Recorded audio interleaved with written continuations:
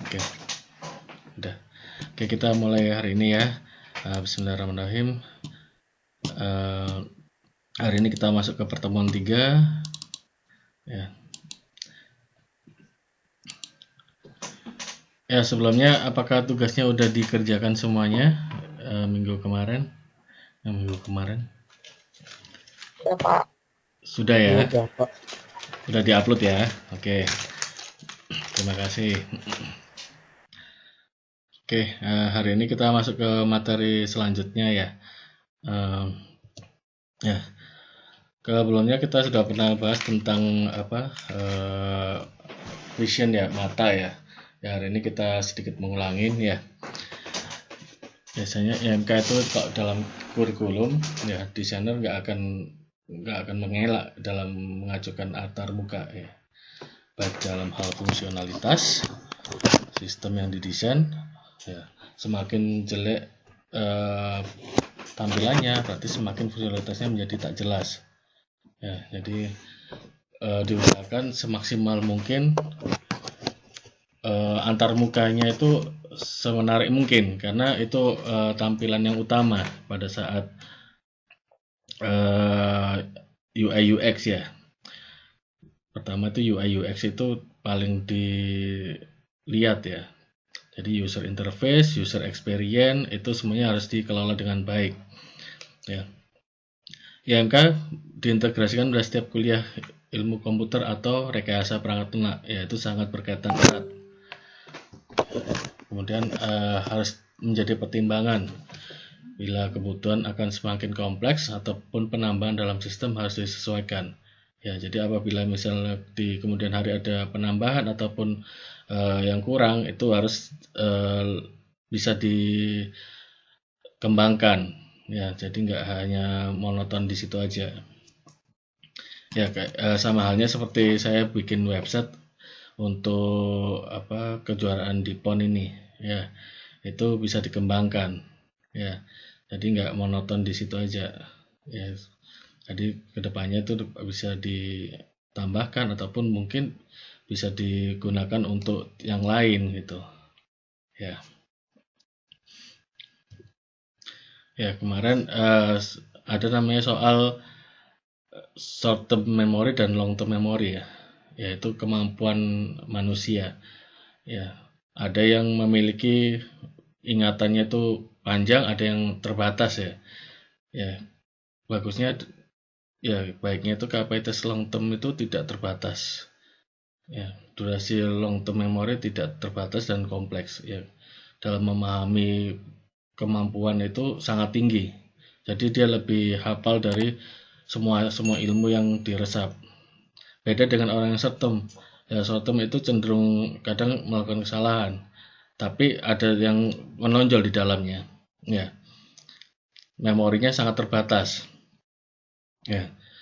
Akses yang tidak dapat diandalkan pada short term memory ya. Jadi prosesnya itu sangat lambat. Misalnya pada saat mau berbicara, dia pasti lambat ya. Harus perlu berpikir lama ya. Tapi semua itu bisa diasah asal kita mau berubah, mau maju ya. Karena short term memory itu sebenarnya berawal dari kita kurang pengetahuan ya, kurang baca ya. Jadi akhirnya menjadi short term memory. Ataupun mungkin ada efek yang lain ya, misalnya ya dari lahir itu ada keterlambatan ya proses pemikirannya ya. Itu kalau itu sudah bawaan lahir itu sudah tidak bisa dirubah ya. Ya, ada namanya proses user center design ya. Ini sangat penting dalam IMK ya. Ya, istilah yang digunakan untuk menggambarkan filosofi perancangan ya. Semua perancangan pasti ada namanya user center design. dan ini berperan penting pada UI UX. Ya, konsep UGD ini user sebagai pusat dari proses pengembangan sistem yang bertujuan ya atau sifat-sifatnya, konteks dan lingkungan sistem semua didasarkan dari pengalaman pengguna. Jadi nggak menutup kemungkinan semua itu harus didasarkan pada kemampuan developernya ya. Jadi misalnya siapa nih ya, Mbak Aulia, dia sebagai developer ya UI UX di suatu perusahaan. Kemudian ada namanya permintaan nih, misalnya Telkomsel, dia membutuhkan untuk tampilan mobile apps-nya itu seperti apa lah.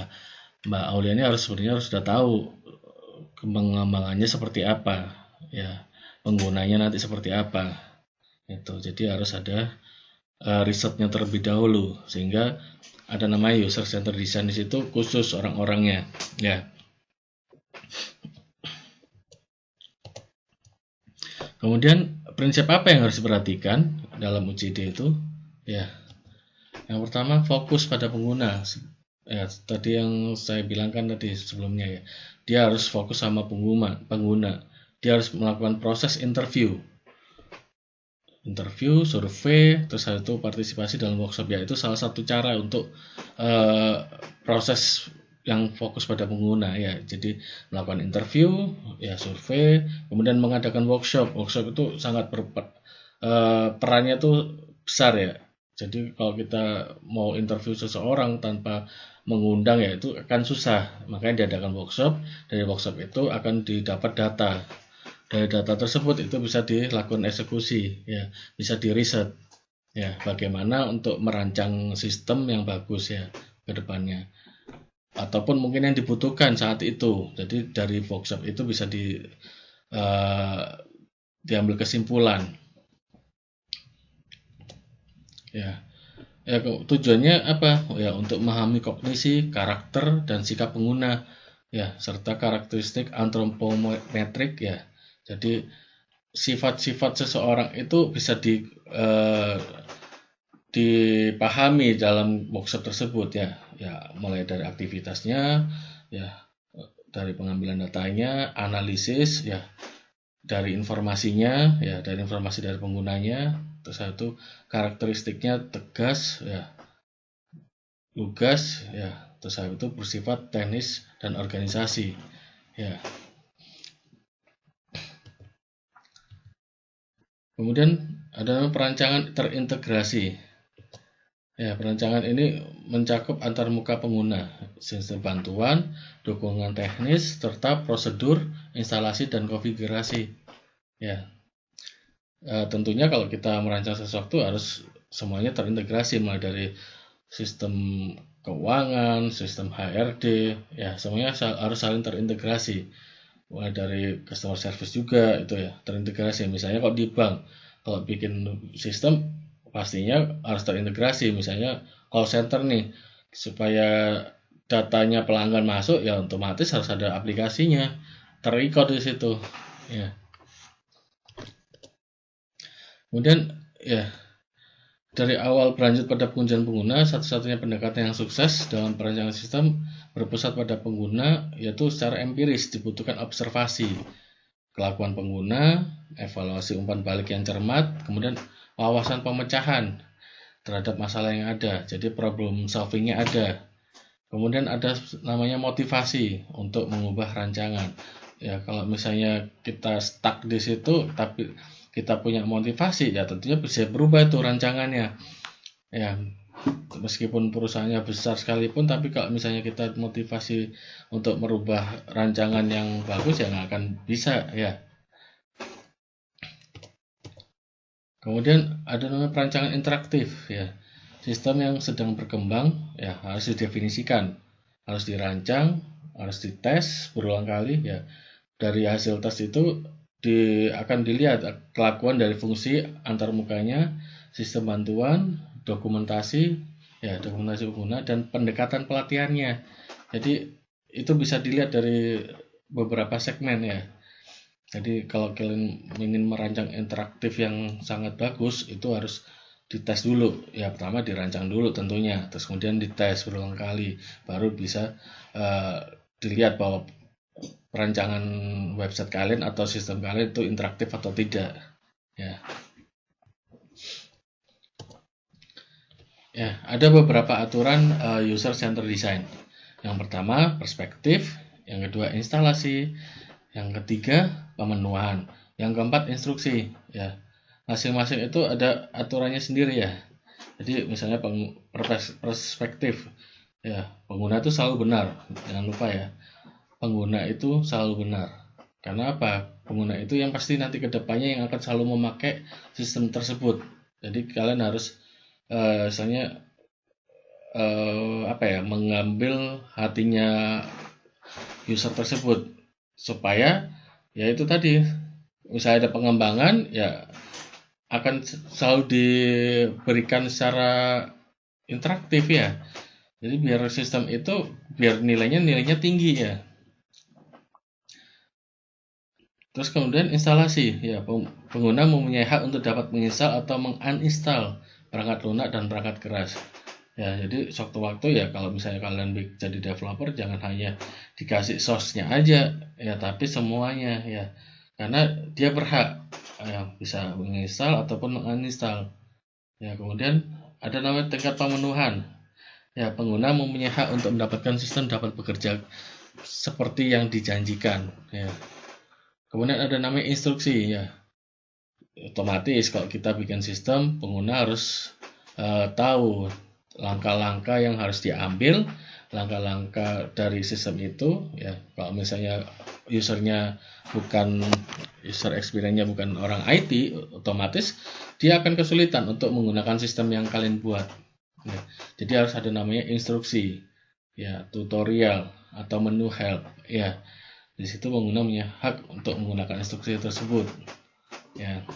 Jadi jangan pada saat kalian bikin sistem terus habis itu sistem itu tidak diberikan menu bantuan untuk user, otomatis sistem kalian akan tidak akan berguna bagi mereka. Kalau tidak ada menu helpnya, tentu mereka akan namanya mentalitasnya akan terganggu ya. Sebelumnya sudah saya kasih contoh, ada tingkat mentalitas yang akan berubah di situ. Kelima, kontrol. Ya, pengguna punya hak untuk dapat mengontrol sistem tersebut. Ya, kemudian ada namanya umpan balik ya. Pengguna punya hak terhadap sistem untuk memberikan informasi yang sangat jelas, dapat dimengerti, akurat tentang tugas yang dilakukan dan kemajuan yang akan dicapai. Kemudian ada keterkaitan. Ya. Pengguna punya hak untuk mendapatkan informasi yang jelas tentang semua prasyarat yang dibutuhkan ya dari sistem untuk memperoleh hasil yang terbaik. Kemudian ada batasannya. Ya, Pak, pengguna punya hak untuk mengetahui batasan kemampuan sistem tersebut. Ya, jadi nggak sementara kita tidak memberitahukan semuanya ya. Jadi pengguna tuh soalnya raja lah ya. Jadi kalian harus pahami itu. Ya, yang 9, assistance. Ya, pengguna punya hak untuk dapat berkomunikasi dengan penyediaan teknologi dan menerima pemikiran dan tanggapan yang membantu jika diperlukan. Jadi ada namanya kayak sistem online ya. Jadi pada saat sistem itu tidak bekerja, ada orang yang membantu, langsung siap untuk membantu. Ya, baik itu lewat chat ataupun di websitenya itu ada langsung chat langsung pada adminnya. Nah, jadi pengguna merasa saya merasa diperhatikan nih gitu. Jadi saya bisa menggunakan sistem ini dengan sangat baik kayak gitu. Yang 10, usability ya, kegunaan. Ya, pengguna harus dapat menjadi penguasa teknologi perangkat lunak ya, dan perangkat keras tersebut. Bukan sebaliknya, ya sistem harus dapat digunakan secara alami. Ya, kemampuan penggunaan atau usability. Ya, jadi ini diagram alirnya. Jadi usability itu pada tahun 70 dia sulit untuk dioperasikan, tidak user friendly segala macam. Kemudian pada tahun 80 muncullah namanya human computer interaksi. Ya, akhirnya sistem itu mudah untuk digunakan oleh orang lain sehingga user friendly. Ya. semakin ke depan sampai tahun sekarang akhirnya human computer interaction itu berkembang. Ada namanya UI, ada UX ya, sehingga UI UX itu dikembangkan dengan berdasarkan konsep bahwa manusia itu lebih depan ya, jadi lebih membutuhkan sistem itu, jadi harus ada namanya riset. Nah, sehingga akhirnya ada penyesuaian tuh. Oh, sistem aplikasi yang bagus itu seperti apa yang dipakainya untuk misalnya manusia A, manusia B, manusia C ya. Misalnya kalau ada, misalnya saya nih bukan orang IT, saya gaptek, saya tidak bisa menggunakan sistem. Nah, itu ada risetnya supaya kita bisa menggunakan sistem itu meskipun kita gaptek. Nah, itu ya. Kemudian ada model interaksi manusia dan komputer itu ada beberapa elemen ya, baik dari pengguna, interaksi maupun sistem ya. Kemudian usability itu ya, dimaksudkan ya untuk membuat kriteria kualitas perangkat lunak seperti fungsionalitas, kehandalan, terus efisien, terus mudah dipelihara, itu terutama. Jadi kalau misalnya kita memiliki mobile app sendiri ya, jadi itu mudah dipelihara, mudah dikembangkan ya, fungsionalitasnya sangat mudah, dan itu juga yang terakhir menghasilkan tentunya ya. Jangan sampai apa yang kita sudah buat itu tidak menghasilkan ya. Ya, ada beberapa hal yang menyangkut usability ya. Yang pertama, mudah tentunya. Yang kedua, efisien. Yang ketiga, mudah diingat. Yang keempat, kesalahan dan keamanan atau error handling ya. Terus kelima, ada tingkat kepuasan. Di situ kalau mudah kita definisikan secara cepat ya. Pengguna tuh langsung mahir. Jadi begitu buka sistem spread ya, oh dia langsung bisa menggunakan tuh sistem tersebut. Ya, contoh halnya kita menggunakan Lips ya. Kalau yang sudah terbiasa itu pasti sudah langsung mahir ya. Nah, misalnya saya yang baru masuk ya, kita menggunakan Lips. Tentunya kalau saya orang IT, saya sudah langsung mahir tuh menggunakan Lips ya. Nah, jadi kalau kalian bisa bayangkan seperti itu ya. Misalnya kok contoh kalau orang lain nih, misalnya dari orang ekonomi ya, dia belum mahir tuh menggunakan, tapi desainnya itu sudah dibuat sedemikian rupa sehingga orang tersebut bisa menggunakan sistem tersebut. Nah, jadi namanya usability itu ada namanya tingkat kemudahan yang bisa dicapai sehingga orang tuh merasa mahir dalam menggunakan sistem tersebut.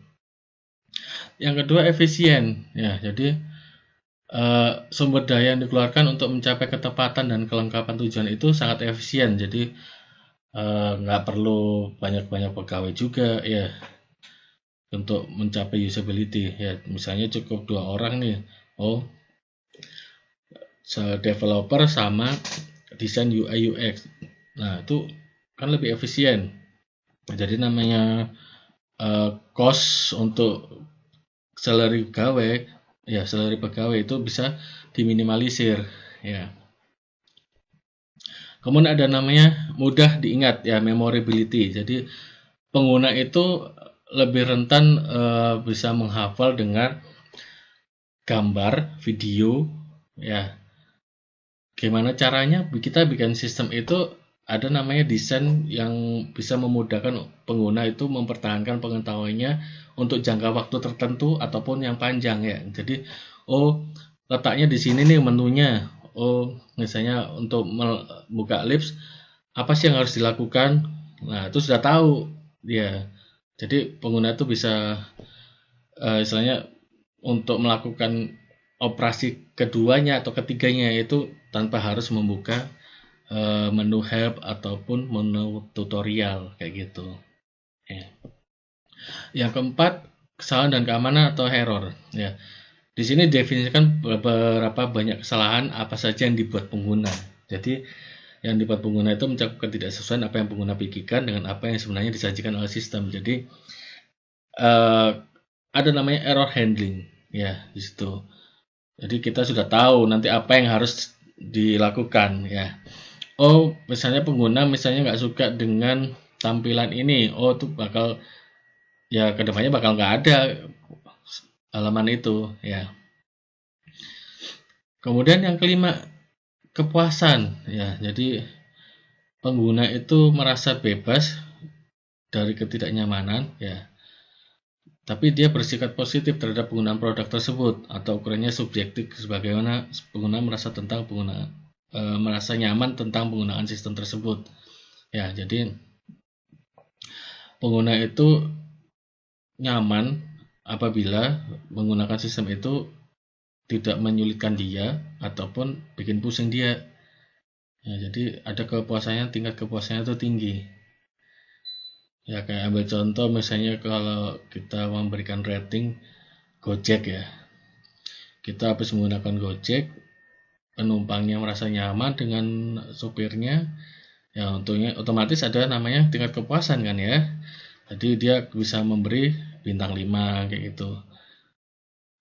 Ya, jadi tergantung bagaimana kita membuat user kita atau pelanggan kita, ya katakanlah pelanggan ya, itu merasa nyaman gitu, sehingga terjadi kepuasan.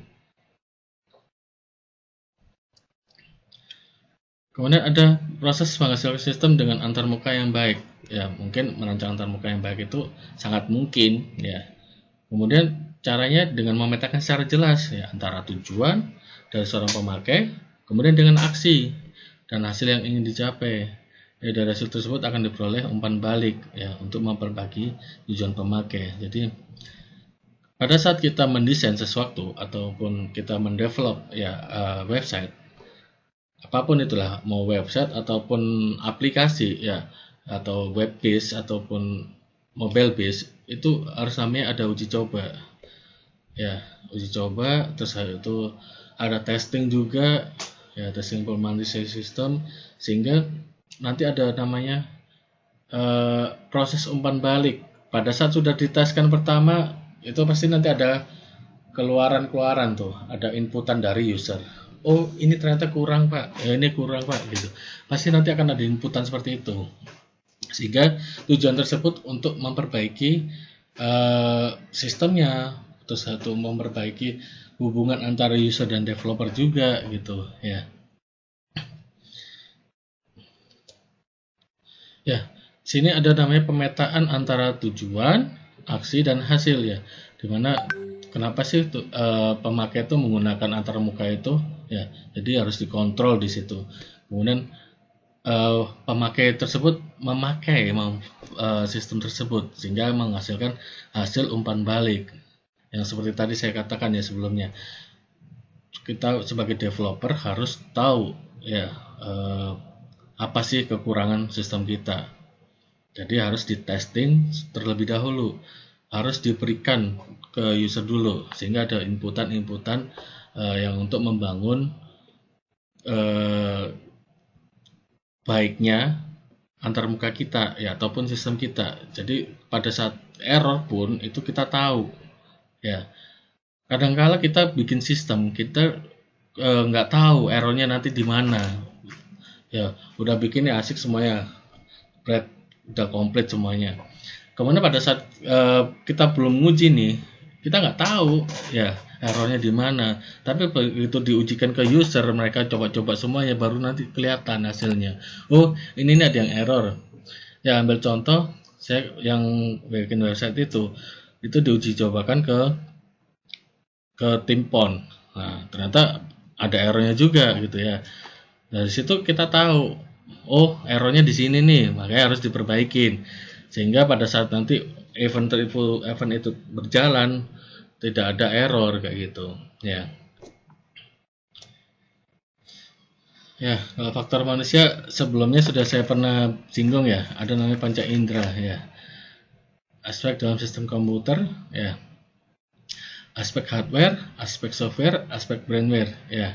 Kemudian kegiatan tersebut untuk memodelkan manusia, yaitu kegiatan yang cukup sulit karena manusia menggunakan panca indera. Ya, panca indera itu terkait dengan mata, telinga, kulit ya. Kalau mata itu dia untuk benda ya, ukuran, warna, bentuk, kemudian kepadatan dan tekstur dari benda tersebut. Kalau telinga tentu ya dia berkaitan dengan nada, warna nada, pola titik nada, intensitas, ada frekuensi. Kalau kulit tentang merasakan tekanan dan suhu tubuh kita. Ya, ada namanya kecakapan manusia dan komputer ya. Kalau kecakapan manusia itu pasti ada perbedaannya dengan kecakapan komputer ya. Kalau manusia berkaitan dengan estimasi. Ya, kalau komputer tentu dengan kalkulasi akurat. Kalau manusia dengan intuisi. Kalau komputer dengan deduksi logika. Kalau manusia itu penuh dengan kreativitas. Tapi kalau komputer aktivitas perulangan, looping, ya. Ada namanya manusia itu bisa beradaptasi. Kalau komputer tentu dengan konsistensi.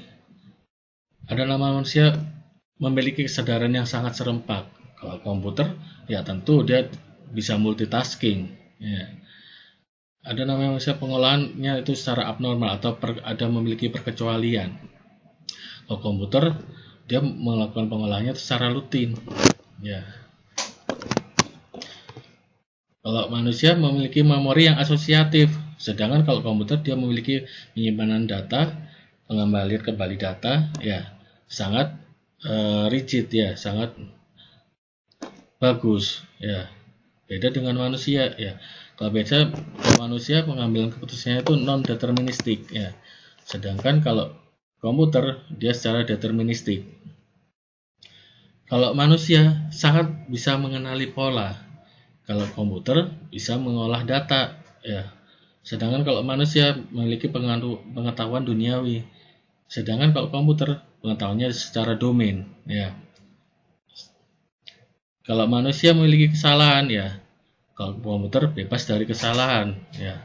Tapi tidak menutup kemungkinan komputer pasti bisa error juga karena ada namanya deduksi logikanya yang salah di dalamnya. Ya. Di faktor berikutnya adalah brainware ya. Faktor manusia yang berikutnya ya. Ada namanya perancang antarmuka itu disebabkan oleh penglihatan, pendengaran kita dan sentuhan. Ya. Kadang-kalanya kita misalnya membuat sesuatu software ya, itu harus melalui pendengaran ya. Misalnya kita bikin rancangan apa ya, saya kemarin penelitian itu tentang bagaimana mendengarkan nada pada saat ngaji, dia salah atau enggak ya. Jadi itu menggunakan frekuensi dan intensitas suara. Dilihat misalnya dia ngomong Bismillahirrahmanirrahim, nah itu dilihat benar tidak itu intonasinya, makhrajnya benar atau tidak. Nah itu bisa dibikin antar mukanya ya. Jadi istilahnya diolah sinyalnya, jadi orang itu bisa tahu. Jadi bisa kalau misalnya kita jadi guru ngaji, kita bisa lebih tahu dari sistem itu. Oh ini salah nih, ternyata pada saat membaca bismillah ternyata huruf H-nya salah, nah, kurang ditekan ya, kayak gitu. Jadi kita bisa mengimplementasikan kemampuan manusia di aplikasi, kayak gitu ya. Mulai dari penglihatan, pendengaran, dan sentuhan. Ya kalau sentuhan apa contohnya? Misalnya kalau kalian absen itu menggunakan fingerprint. Nah otomatis itu ada namanya perancang antarmuka dengan menggunakan fingerprint itu sentuhan. Ya kalau penglihatan gimana? Sama juga, tapi dia pakai face recognition. Ya dia dilihat dari struktur mukanya, struktur wajahnya sama matanya. Ya itu untuk AI ke depan ya itu ya. Itu pasti semuanya menggunakan itu nanti. Ya, ada namanya salah satu karakter untuk IMK ya dipengaruhi oleh mata kita. Ya, dari beberapa ahli, mata itu digunakan untuk menghasilkan persepsi organisasi yang terhadap gerakan ya. Misalnya saya geraknya terlalu gini, ya itu orang pasti tahu. Ataupun kita face recognition tadi ya, itu dengan gerakan tubuh kita itu dia tahu. Ya, gerakan muka ya. Kemudian ukuran. Terus ada namanya bentuk, ya, jarak, posisi relatif, ya. Terus hal itu tekstur, kemudian warna, ya. Tentunya kalau warna itu terkait erat dengan kulit ya, gitu ya. Kemudian ada namanya kehidupan sehari-hari. Mata itu digunakan untuk melihat semua bentuk objek 3 dimensi. Kemudian sistem komputer dengan layar 2 dimensi, ya mata ini dipaksa untuk mengerti bahwa objek 2 dimensi pada layar tersebut adalah objek 3 dimensi dengan menggunakan teknik tertentu. Ya contohnya apa dalam penggunaan kalian kalau misalnya bikin game dengan aplikasi apa itu namanya Blender ya, kalian tuh dipaksa mata kalian tuh untuk melihat 3 dimensi gitu ya. Padahal sebenarnya itu objeknya itu 2 dimensi ya. Kalau yang tidak terbiasa tentu dia tidak akan bisa membedakan antara 2 dimensi dan 3 dimensi ya. Kemudian penglihatan manusia itu sangat terbatas ya, dan sistem interpretasi oleh otak bisa salah jika informasinya tidak lengkap. Ya, ambil contoh misalnya pada saat kondisi sudah lelah ya. Kalian sudah lelah seharian misalnya kuliah ya. Pada saat sudah jam 5 sore kalian melihat spon itu seperti roti gitu ya. Nah, itu akhirnya interpretasi otak itu bisa salah. Gitu. Jadi ada keterbatasan.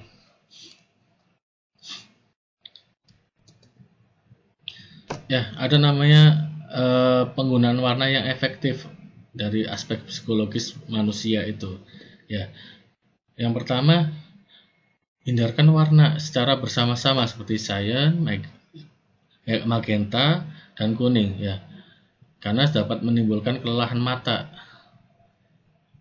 Kemudian hindarkan warna biru untuk garis tipis ya, teks dan bentuk kecil. Karena sebab sistem penglihatan kita tidak disiapkan untuk rangsangan yang tajam, terinci, dan bergelombang pendek. Ya. Kalau kalian melihat garis tipis berwarna biru, saya yakin kalian nggak akan bisa lihat ya. Akan susah untuk melihat itu bahwa itu garis tipis. Ya. Kemudian pertimbangan warna tajam untuk pengguna usia tua. Ya tentunya kalau kalian menggunakan laptop, kalau sudah lama dengan cahaya ya, itu tentu akan mempengaruhi mata kita. Kemudian yang berikutnya, warna akan berubah jika arah cahaya sekeliling berubah dan juga akibat penambahan dan penurunan kontras. Ya. Kemudian perubahan warna yang dapat dideteksi bervariasi untuk warna yang berbeda. Ya. Contohnya merah dan ungu sukar dideteksi dibandingkan dengan kuning, hijau atau biru. Ya, jadi kalau misalnya kalian bikin warna ungunya ungu tua apalagi ya, itu akan susah dibedakan. Dia kalau dari jauh kelihatan merah. Ya. Misalnya kalau merah, misalnya dikasih merahnya merah muda sekali udah mendekati ke warna komposisi ungu. Kalau dari jauh pasti kelihatan ungu, padahal sebenarnya merah dia, merah-merah muda ya. Kalau kalian misalnya bermain dengan warna ya, misalnya kalau kalian pernah mendesain suatu sistem ataupun misalnya kalian jago Photoshop lah. Ya, kalian jago Photoshop, kalian bikin perwarnaan yang sangat signifikan ya, kontras banget malah merah dan ungu. Tentu kalian akan sulit membedakan. Ya. Beda yang sudah terbiasa, yang terbiasa pun kadang bisa salah ya. Dia akan sulit untuk membedakan warna itu. Ya, kemudian hindarkan warna merah dan hijau dalam skala besar pada tempat berseberangan. Ya, warna yang cocok adalah biru dan kuning. Ya. Ya, ada namanya aspek psikologis ya. Warna berlawanan yang dapat digunakan bersama-sama, misalnya merah, hijau, dan biru kuning. Kemudian kombinasi hijau biru memberikan citra jelek ya. Hijau sama biru itu kombinasi citra yang sangat jelek. Kemudian hindarkan perubahan warna tunggal ya untuk menolong pengguna dengan keterbatasan dalam melihat warna. Kemudian ada aspek kognitif. Jangan menggunakan warna secara berlebihan. Ya. Misalnya kalian menggunakan warna yang orange, terus satu ungu, habis itu kontrasnya dinaikkan. Nah, itu akan membuat orang tidak nyaman. Ya. Tapi di situ ada namanya penggunaan warna itu untuk menunjuk perhatian seseorang ya, untuk mengelompokkan suatu informasi. Ya, manfaat itu akan hilang jika warna yang digunakan terlalu banyak. Nah, ini ada namanya jangan terlalu banyak menggunakan warna. Karena apa? Informasi itu akan lenyap, akan hilang, nggak akan bisa tersampaikan dengan kondisi warna yang terlalu banyak. Ya, contohnya misalnya kalian bikin presentasi ya, kalian punya tugas presentasi di kelas, terus kalian kombinasikan warna, misalnya warna ungu, sedangkan warnanya tulisannya warna hitam, ya ungunya ungu tua lagi, ya otomatis tidak, informasi yang disampaikan nggak akan bisa jelas ya. Jadi kalian harus mengetahui juga aspek-aspek psikologis dalam warna ya. Kemudian kelompokkan elemen-elemen yang saling berkaitan dengan warna latar belakang yang sama. Ya, contoh saya bikin slide dengan warna merah, kuning, hijau, biru. Kemudian habis itu saya kasih warna hitam. Nah, bisa sih orang bisa baca gitu, tapi orang akan pusing dengan kondisi warna itu. Ya, saya pernah coba kemarin ya.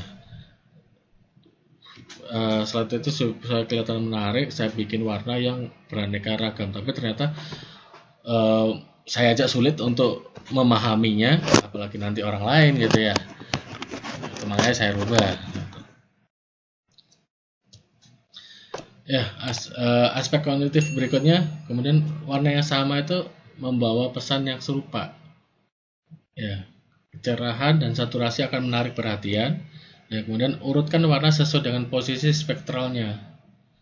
Ya, kemudian warna hangat atau panjang ya dapat digunakan untuk menunjukkan arah tindakan. Ya, contohnya kalau kombinasi warna itu putih dan grey, ya grayscale. Ya, jadi orang masih bisa nyaman lah dengan kondisi warna itu. Jadi bisa informasi itu masih bisa sampai.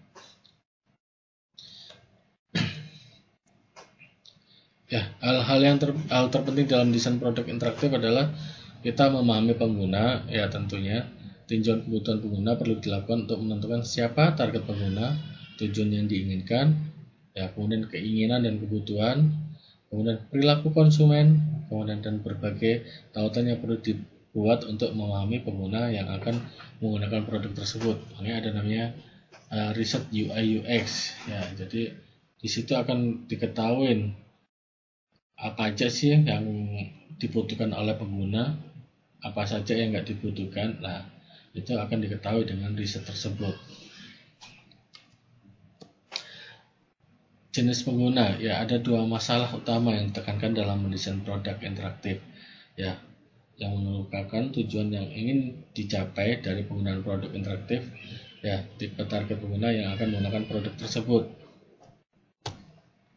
Ya, jenis pengguna perlu diketahui sebelum merancang produk, karena mereka lah yang akan mengadopsi dan berinteraksi langsung dengan produk yang dibangun. Jadi ada dua jenis pengguna yang ditekankan dalam desain antarmuka pengguna. Ya, kemudian ya yang pertama adalah pengguna pemula. Ya, yang kedua adalah pengguna mahir. Ya, pengguna pemula itu dia memiliki sedikit pengalaman atau tidak ada pengalaman ya. Contohnya misalnya, mohon maaf ya kalau misalnya kita memberikan aplikasi ke orang yang hidupnya bukan di kota ya atau di desa jauh dari teknologi. Ya tentunya itu sangat berkesulitan ya untuk menggunakan interaktif ya. Interaktif dengan mesin ataupun komputer ataupun bahkan HP. Ya, itu akan kesulitan. Ya, konteks pemula ini ya, itu pengguna pemula itu akan membutuhkan waktu yang lama untuk berinteraksi. Jadi dia berinteraksi untuk mempelajari sistem itu akan sangat lama. Ya, bisa jadi dia akan ya putus asa, bahkan mungkin tidak akan menggunakan aplikasi itu. Dia lebih dengan nyaman dengan kondisinya tanpa teknologi. Mungkin seperti itu ya. Kemudian ada namanya pengguna ahli atau mahir ya. Jadi orang itu sudah pengalaman lah dalam menggunakan sistem komputer ya. Dia sudah ahli ataupun mahir dengan menggunakan komputer tersebut ya. Jadi dia tidak akan membutuhkan waktu yang lama untuk berinteraksi dalam mempelajari produk-produk interaktif ya. Contohnya kalau misalnya bikin aplikasi baru ya, tentunya dia pasti sudah mahir menggunakan, ataupun misalnya kalian kerja di perusahaan yang harus menggunakan shell scripting. Nah, kalian sudah mahir menggunakan shell scripting tuh. Ya tentunya kalian nggak akan kesulitan untuk berinteraksi dengan shell scripting tersebut ya. Ada namanya model konsep ya. Model konsep itu dideskripsikan rekomendasi sistem yang ide dan konsepnya bekerja ataupun dilakukan untuk mengintegrasikan dan dipahami oleh pengguna. Ya, yang tentunya kondisinya itu dibutuhkan oleh pengguna tersebut. Jadi adanya model itu dikonsepkan secara bertahap ya, yang didapat ataupun dihasilkan dari buah pemikiran pengguna tersebut. Melalui apa? Melalui riset tentunya ataupun workshop. Jadi konseptual itu bisa dibikin. Ya, kalau misalnya kita belum tahu rancangannya dari pengguna, ya tentunya kita tidak akan bisa bikin konsepnya gitu ya. Nah, pertama misalnya kita telepon developer nih misalnya, Bang saya pengen bikin aplikasi nih kayak gini. Nah itu sudah merupakan konsep awal, kita sudah bikin tuh. Berarti kedepannya sudah kita bisa bikin rancangan, kita develop awal atau enggak kita bikin flowchartnya, baru nanti disampaikan ke pengguna. Konsepnya nanti seperti ini jalannya kayak gitu. Kemudian baru ada interaksi selanjutnya kayak gitu ya. Ya tadi sudah saya itu ya. Misalnya contoh lainnya ya. Jadi pengguna menemukan komputer mengalami masalah ataupun kesalahan sistem ya. Pengguna akan mulai berpikir kenapa komputer itu mengalami masalah tersebut. Dan setelah berpikir, pengguna menemukan masalah itu terjadi mungkin disebabkan oleh dua hal, yaitu disket rusak ataupun driver disket yang rusak. Ya, ada langkah-langkah rumus model konsep ya. Ada beberapa persoalan yang harus dijawab untuk merumuskan model konsep seseorang terhadap suatu tugas yang didukung oleh sistem komputer. Yang pertama, apa yang dibuat oleh pengguna saat melakukan tugas. Kemudian, bagaimana sistem dapat mendukung tugas pengguna. Yang ketiga, apakah jenis metafora yang sesuai? Yang keempat adalah apakah jenis gaya interaksi yang sesuai? Jadi keempat faktor ini harus berjalan seperti bagaimana mestinya ya. Jadi kalian harus selalu berinteraksi dengan pengguna.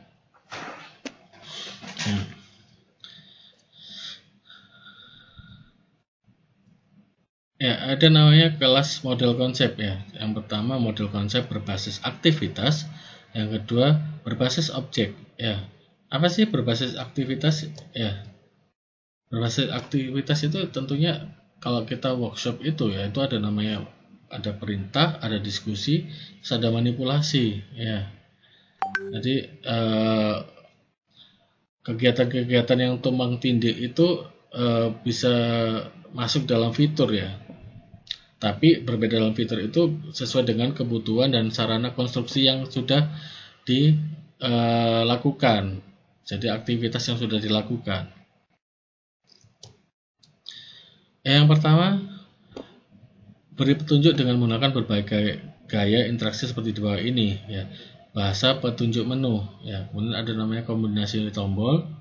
Kemudian ada pilih sesuai dengan kelebihan dan kesesuaian petunjuk tersebut ya.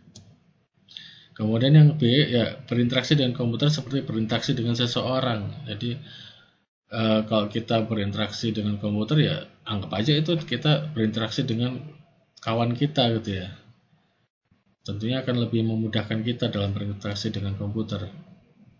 Kemudian modus berinteraksi ini menciptakan komunikasi dua arah ya, antara pengguna dan komputer ya. Mode ini cocok digunakan untuk mencari informasi, Input dan output yang digunakan adalah berbentuk teks, suara, atau kedua-duanya.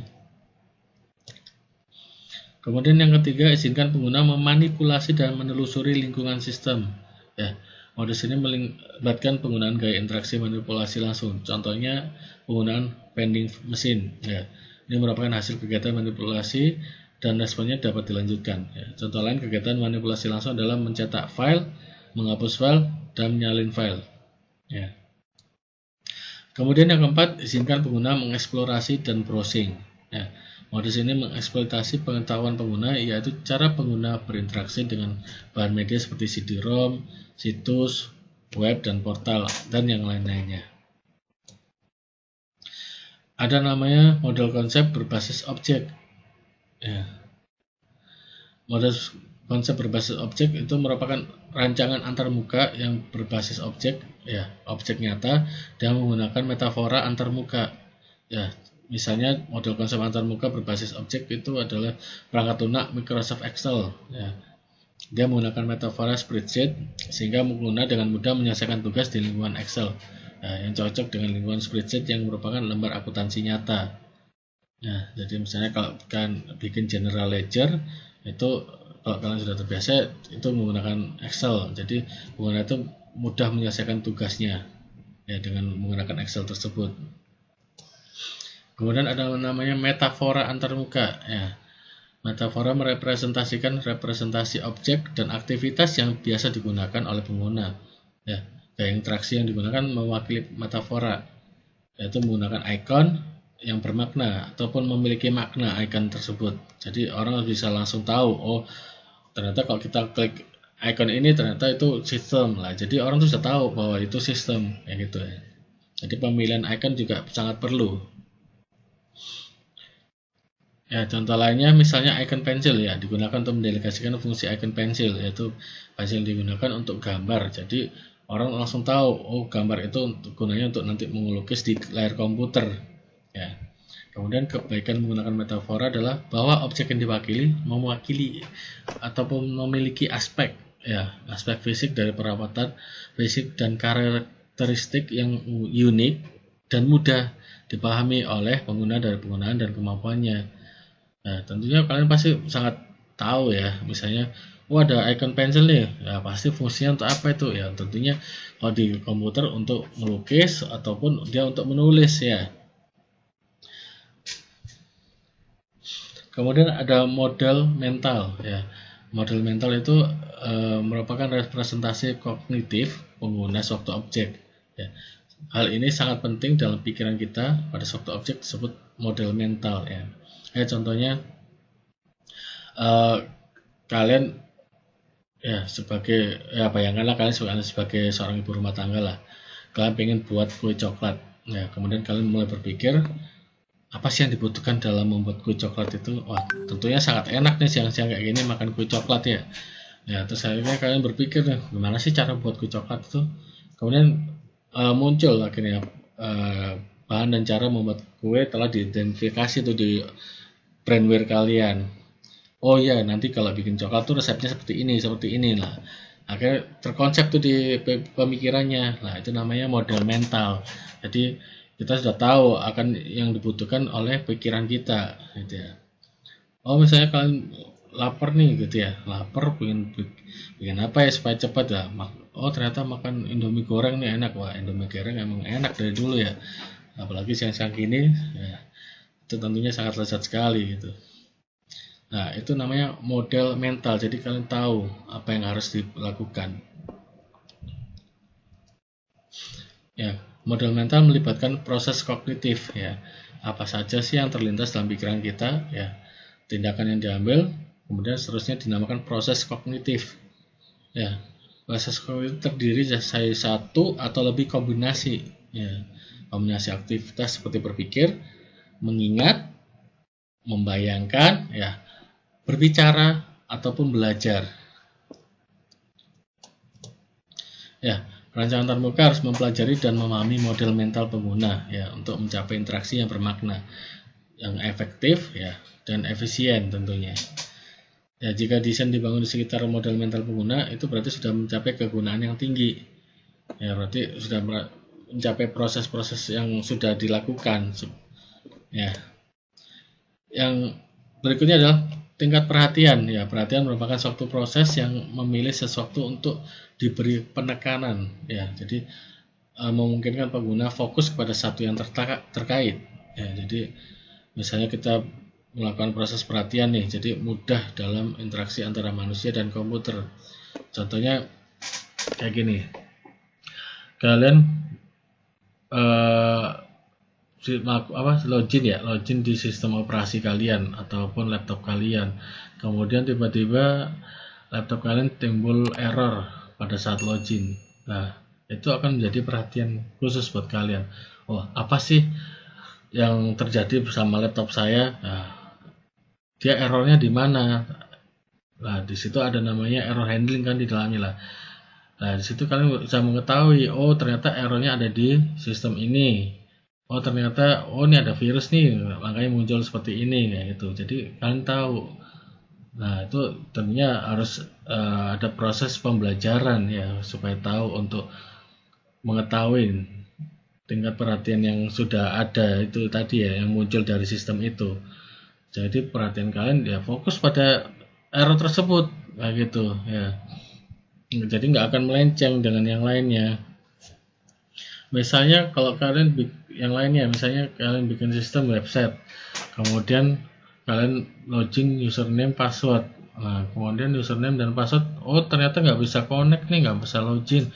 Itu ada namanya errornya database error. Nah, berarti otomatis di server database-nya yang error, ataupun mungkin kalian input passwordnya salah ya. Untuk login ke database tersebut harus menggunakan password ternyata, tapi kalian di situ nggak diberikan password. Nah, otomatis orang lain juga akan bisa masuk saat mengaksesnya. Ya, itu menjadi perhatian khusus ya. Ada namanya timbul interaksi manusia dan komputer di situ. Ya, tadi sudah saya kasih contoh ya. Ya, contohnya yang lain, Ayu seorang lulusan sarjana muda ya. Dia mengakses situs jobstreet.com ya. Jobstreet.com ya. Ya, dengan tujuan mencari pekerjaan yang berkaitan dalam bidang multimedia. Jadi dia sudah tahu, sudah menjadi perhatian khusus buat dia. Oh, saya akan mencari pekerjaan dengan bidang yang sebackground dengan dia. Dia lulusan multimedia ya, berarti dia akan mencari multimedia kayak gitu ya. Ada berbagai cara untuk merancang antarmuka yang menarik perhatian dan antarmuka pengguna. Ya, caranya gimana? Ya, menjadikannya dia terlihat menonjol. Ya, yang kedua tidak memenuhi layar dengan informasi yang terlalu banyak. Jadi kalian bikin website tapi isinya itu tulisan semua. Ya, jangan seperti itu karena itu akan membuat orang akan malas menggunakan aplikasi tersebut. Tapi kalian bisa ubah tuh tampilannya dengan apa? Kalian berikan icon-icon yang mengisyaratkan bahwa itu sudah fungsinya sistem itu. Misalnya kalau kalian website sekarang itu kan ada garis 3 tuh ya di ujung kiri atau ujung kanan ya. Ya, itu kan pasti akan menunjukkan bahwa itu adalah itu tombol menu tuh. Ya, ataupun kalau kalian misalnya buka Instagram tuh ya, Instagram kan untuk like kan pasti kan ada namanya tombol hati ya, OP ya. Nah, kalian sudah tahu, jadi situ nggak perlu namanya buat tulisan lagi ya, like terus ada tulisan like gitu, nggak perlu ya gitu. Kemudian yang berikutnya adalah membuat antarmuka yang lain yang lebih mudah digunakan ya. Kemudian ada namanya persepsi ya.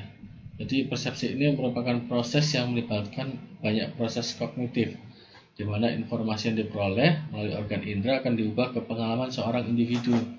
Ya, jadi misalnya saya memiliki pengalaman sebagai banker misalnya. Ya, jadi proses tersebut sudah pernah saya lalui sebagai saya itu kualitas yang individu di situ. Oh ternyata kalau kerja di banker saya harus memiliki persepsi yang seperti ini. Nah, gitu. Jadi sudah ada tuh bayangannya. Ya, contoh lainnya, misalnya pengguna memiliki persepsi bahwa individu yang mendesain sistem web pribadi adalah seorang yang kekanak-kanakan ataupun anak-anak. Ya, jadi dia sudah tahu bahwa kombinasi apa yang akan dilakukan ya, kombinasi warna cerah serta banyak objek animasi. Ya, kayak contohnya, misalnya kalian dihadapkan dengan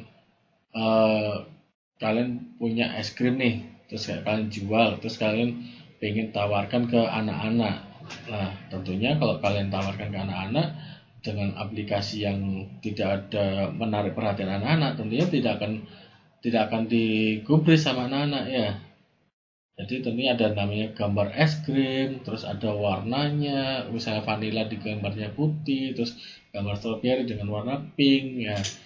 Terus ada gambar konnya, pasti anak-anak tuh sudah tahu, ini orang ini jual es krim itu. Jadi orang sudah tahu gitu ya, tidak perlu dengan tulisan, ini jual es krim, tulisannya es krim gitu, warna strawberry dengan tulisan strawberry, tidak perlu seperti itu ya, karena tingkat mentalitas itu beda-beda ya. Misalnya kalian jualan ke anak ya nggak mungkin dengan tulisan kan, tentunya pasti dengan objek animasi ataupun tingkat warna ya, ataupun icon-icon, itu bisa menimbulkan perhatian buat seseorang ya.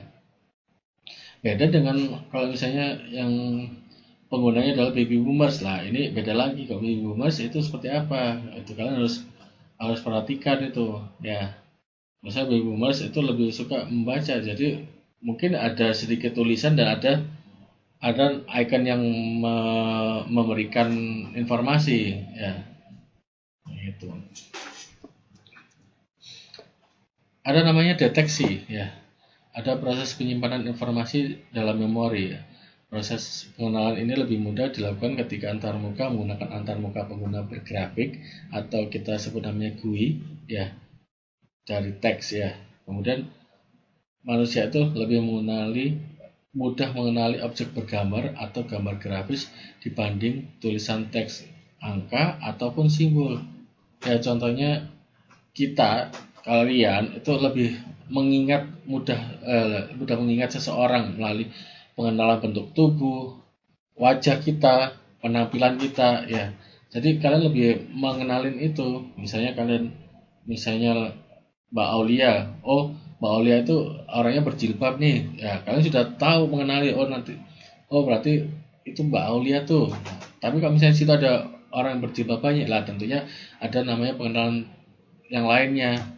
Dari penampilannya.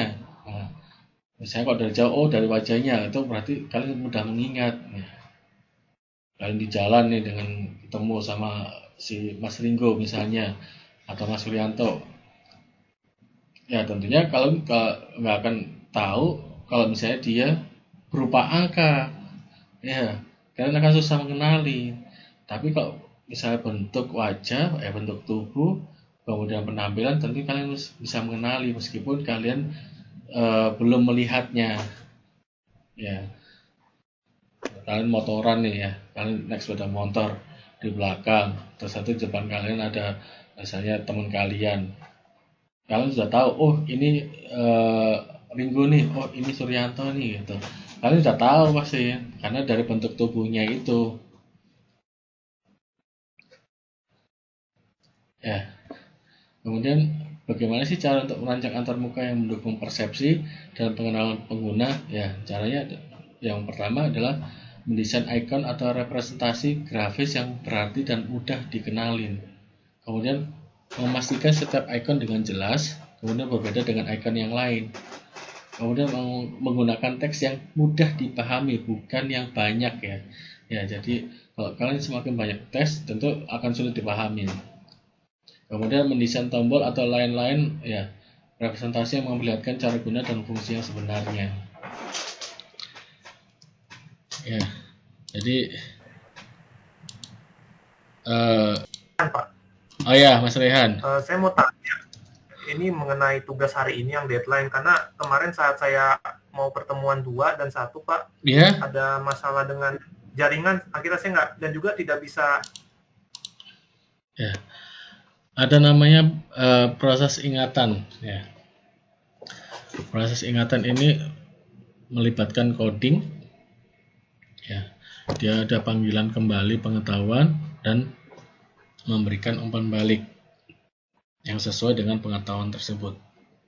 Ya, manusia tidak memiliki kemampuan total recall atau mengingat semuanya, tapi dia memiliki proses penyaringan dan pengolahan informasi. Ya, oleh karena itu pengguna perlu dibantu oleh konteks yang tepat, ya, antar muka yang berguna, ya, yang bergrafik, dan penggunaannya metafora yang sesuai dengan membantu proses memori pengingatan tersebut. Ya. Kemudian untuk menghindari menimbun informasi yang akan disampaikan dengan prosedur yang kompleks, ya. Kemudian memperbanyak pengenalan dan kurangi pemanggilan kembali informasi. Kemudian menyediakan cara mendukung pengodean yang mudah seperti dengan membedakan jenis, ukuran, warna, dan bentuk. Ya. Pengaruhnya antarmuka kepada pengguna, ya. Ada dua efek, ya, antarmuka kepada pengguna, yaitu dampak yang positif dan yang kedua adalah dampak negatif. Ya, jadi dampak yang positif itu berarti interaksi yang terjadi antara pengguna dan komputer telah memberikan respon yang positif kepada pengguna. Ya, sedangkan kalau dampak negatif yaitu interaksi yang terjadi antara pengguna dan komputer memberikan respon yang sangat negatif kepada pengguna. Ya, tentunya pengguna itu sangat kecewa dengan tampilan interaktif tersebut. Ya, kayak contohnya peduli lindungi. Ya, semua orang pasti akan beranggapan bahwa peduli lindungi itu sangat-sangat tidak secure. Ya, kecewa pasti pertama. Kenapa? Di situ hanya langsung input nomor NIK, nomor telepon pertama, ya. Kemudian dapat WA, ya, ID-nya, terus itu masukkan nomor NIK-nya. Ya, kalau misalnya kita pakai nomor HP lain bisa, ya, terus kita tahu nomor NIK-nya, dia akan dapat semuanya data-data kita. Ya, kayak contohnya kemarin saya vaksin tuh, ya, vaksin pertama. Kemudian sertifikat saya ternyata bisa diakses oleh kakak kandung saya. Itu pertama itu saya kaget, ya, meskipun kakak kandung, ya. Saya kaget kok bisa download gitu loh, ya, bisa ngambil sertifikat saya. Nah, itu saya jadi langsung berpikir, loh, berarti nggak secure dong kayak gitu. Peduli lindungi orang lain bisa lihat. Yang penting kan tahu nomor tiknya, udah tahu, udah kelar pasti semuanya. Data-data kita bisa terserap semua. Nah, jadi itu dampak negatifnya. Jadi kita kecewa dengan fungsi ataupun tampilan dari app itu. Ya, jadi jangan sampai interaksi ataupun kita memberikan atau mendevelop sesuatu itu menimbulkan negatif, kayak gitu, ya.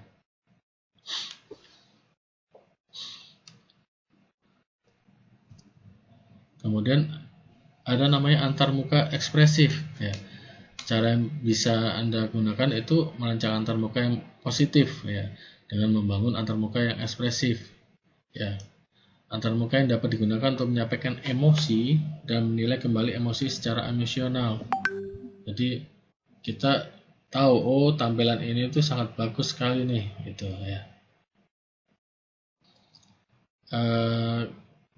Kita ambil contoh misalnya kalau kalian main game, ya.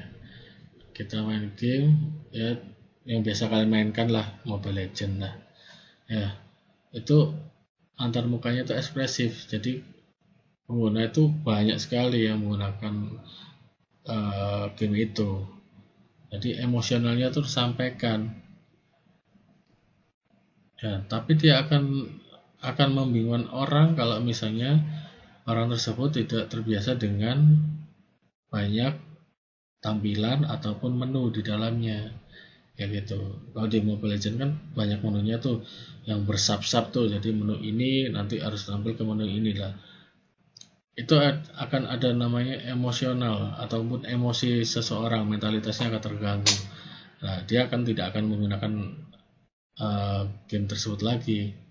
Ya, beda dengan orang yang ya terbiasa dengan menggunakan itu, ya tentunya dia akan kembali lagi menggunakan game tersebut. Nah, di situ ada namanya riset juga tuh untuk mengetahui itu, ya. Jadi nanti ada sub-subnya. Oh, nanti kok baby boomers, gen Gen Y, Gen Z itu seperti apa? Ya, nanti ada gen-gen tertentu yang harus disurvei kalau bikin develop game ya. Oh, nanti ini gamenya ini ditujukan untuk siapa sih? Ya gitu. Dia harus secara emosionalnya seperti apa? Dia harus namanya di riset dulu ya semuanya. Misalnya kayak kalau kalian pernah download di apps itu game susun susun kotak-kotak gitu. Jadi bentuk kotak, bentuknya ada yang bentuk L, ada yang bentuknya baloknya itu ke bawah, itulah. Itu bentuk Tetris, Pak. Oh iya, Tetris ya. Aduh, saya sampai lupa Tetris. Tapi kalau di sini bukan Tetris sih namanya, Mas. Wodoku ya. Kalau di APPS ini yang baru namanya Wodoku.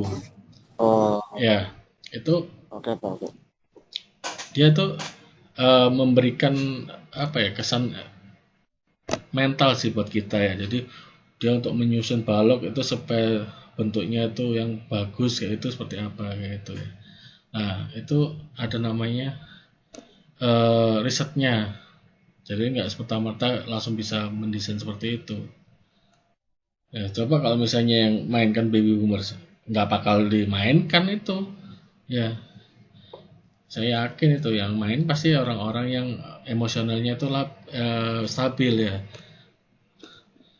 Kalau misalnya emosian ya dia nggak akan mainkan game itu kayak gitu. Ya, bentuk ekspresif yang bisa dirancang itu ya contohnya dengan menggunakan suara, warna, icon dinamis, emoticon, ya animasi, atau agen antarmuka ya. Jadi dia bisa menyampaikan emosi itu dan reaksi emosional kepada penggunanya ya.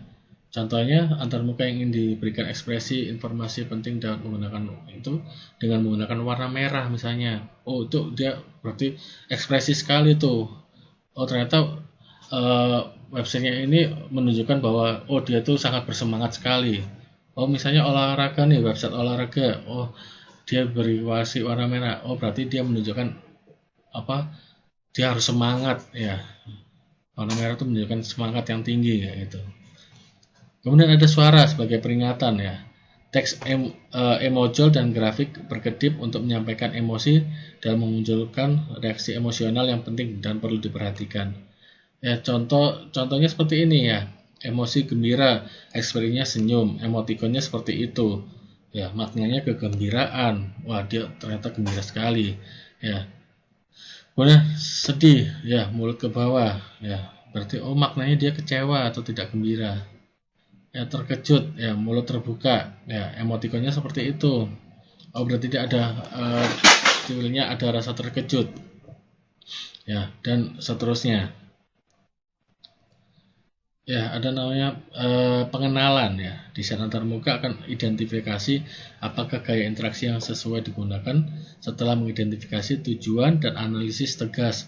Ya, gaya interaksi adalah gaya yang digunakan untuk ditampilkan pada antarmuka untuk memungkinkan pengguna itu saling berinteraksi ya, dan produknya itu merupakan produk interaktif ya. Ada 5 jenis gaya interaksi yang digunakan untuk tujuan interaksi ya. Kebanyakan antarmuka pengguna menggunakan lebih daripada satu jenis gaya interaksi ya, sesuai informasi yang diterima ataupun yang dihapus ya.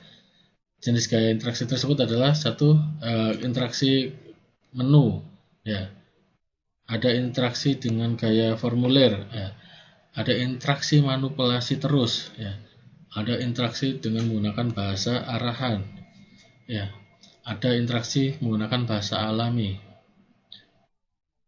ya. Contohnya seperti apa sih interaksi menu itu ya? Interaksi menu tentunya dengan menu yang banyak menunya tentunya ya. Jadi dia seperti ini contohnya. Nah, jadi dia di setiap apa namanya, menu itu ada menu-menu lagi kayak gitu. Itu tampilan menu. Ya, menu merupakan suatu rangkaian pilihan yang dapat dipilih oleh pengguna. Ya, dia untuk melakukan tugas yang diinginkan. Ya. Urutan pilihan tersebut terdiri dari label item, teks perintah berdasarkan icon atau teks perintah saja. Ya, kayak contohnya seperti ini. Dia hanya teks perintah aja. Ya, dia controlling, dia nanti mau masuk kemana sih? Ke product cost accounting misalnya. Seperti itu. Ya, kemudian kesesuaian penggunaan menu. Ya, penggunaan menu itu sangat cocok untuk pengguna yang memiliki fitur seperti pengguna dengan motivasi rendah atau belajar tentang produk atau sistem. Ya, pengguna yang kurang mahir mengetik. Ya, jadi menu ini cocok untuk pengguna seperti itu. Ya, pengguna yang kurang pengalaman atau pemula menggunakan produk atau sistem. Ya, jadi menu ini tuh cocok untuk orang-orang tersebut. Ya. Kelebihannya apa? Kelebihan menu itu, interaksi menu. Ya, menu itu menyediakan struktur yang jelas. Jadi dibuat pengguna itu membuat keputusan karena pilihan-pilihan yang wajar ditampilkan pada satu waktu. Ya, pengguna dapat melaksanakan tugas tanpa membutuhkan pembelajaran yang tinggi. Ya, pilihan menu dapat terus tampak jika ada pilihan menu tambahan. Ya, seperti tadi ya. Jadi dia semua menunya itu akan tampak ya, akan muncul ya. Kekurangannya apa? Interaksi menu. Ya, kekurangannya adalah pertama tidak efisien untuk struktur yang kompleks. Kemudian dia harus mengikuti urutan yang ditetapkan. Kemudian dia tidak praktis untuk pilihan yang banyak. Kemudian dia sangat mengambil ruang layar jika pilihan menu membutuhkan ruang layar yang banyak. Ya, ada namanya interaksi si formulir ya. Bila entry data dibutuhkan, ya penggunaan menu saja tidak sesuai digunakan dan gaya interaksi si formulir ini sangat dibutuhkan. Ya, antarmuka si formulir digunakan untuk metafora seperti formulir kertas. Ya, jadi kertas itu bisa digantikan dengan elektronik ya. Jadi bisa ditampilkan di layar dan dia fleksibel. Ya, contohnya kalian membuat misalnya melamar pekerjaan ya, di situ kalian harus inputkan nama dan berbagai macamnya, jadi nama, tanggal lahir ya, terus saya itu pengalaman kerja itu diinputkan dengan menggunakan formulir elektronik ya. Nah, itu merupakan salah satu contoh interaksi formulir ya, contohnya seperti ini. Registration form ya, jadi ada nama, ada harus nulis nama depan, nama belakang, terus email dan sebagainya ya. Ini merupakan contoh interaksi formulir ya, formulir isi. Kemudian ada namanya manipulasi langsung ya. Manipulasi langsung adalah sejenis gaya interaksi yang memungkinkan pengguna melakukan tindakan secara langsung terhadap objek yang kelihatan. Ya, pengguna akan melihat paparan visual secara langsung terhadap objek-objek yang terlihat. Ya, contohnya seperti ini ya. Jadi dia menginputkan nomor HP. Ya, kemudian dia akan mencari nomor HP itu. Ya. Ada namanya gaya interaksi dengan bahasa instruksi atau kita kenal dengan bahasa pemrograman. Ya. Bahasa perintah adalah bahasa yang menggunakan bahasa komputer yang asli atau sejenis. Ya. Bahasa yang tidak asli memiliki bahasa semantik. Ya. Perbendaharaan kata dan sintaksisnya yang unik dan khas. Ya, tampilan interaksi bahasa arahan seperti ini. Ya. Ya, kesesuaian penggunaan bahasa arahan ya. Dia cocok ataupun sangat pantas digunakan oleh orang-orang yang mahir dalam bahasa perintah atau bahasa pemrograman. Ya, pengguna yang memiliki banyak pengalaman dalam sistem, ya, pengguna yang merupakan pengguna frekuensi yang menggunakan sistem yang tinggi ya. Jadi frekuensi menggunakan sistem itu dia sangat fase sekali atau tinggi menggunakan sistem tersebut. Ya, pengguna yang memiliki pelatihan formal dalam mempelajari bahasa perintah. Ya. Kelebihannya bahasa arahan itu adalah gaya interaksi yang berkuasa tinggi, ya, di mana bahasa ini dapat menggabungkan beberapa perintah tertentu untuk melaksanakan tugas yang kompleks. Ya. Kemudian dia fleksibel, di mana kontrol penggunanya tinggi. Kemudian lebih cepat dan efisien untuk pengguna mahir. Ya. Contohnya seperti ini, ya. Kalau kalian menggunakan command prompt, ya, itu ada namanya shell scripting, ya. Kalian bisa menggunakan ya scripting di command prompt. Ya contohnya seperti ini, saya menggunakan tulisan attribute. Ya, dia akan muncul atribut-atribut yang bisa dimunculkan di komputer kita. Ya.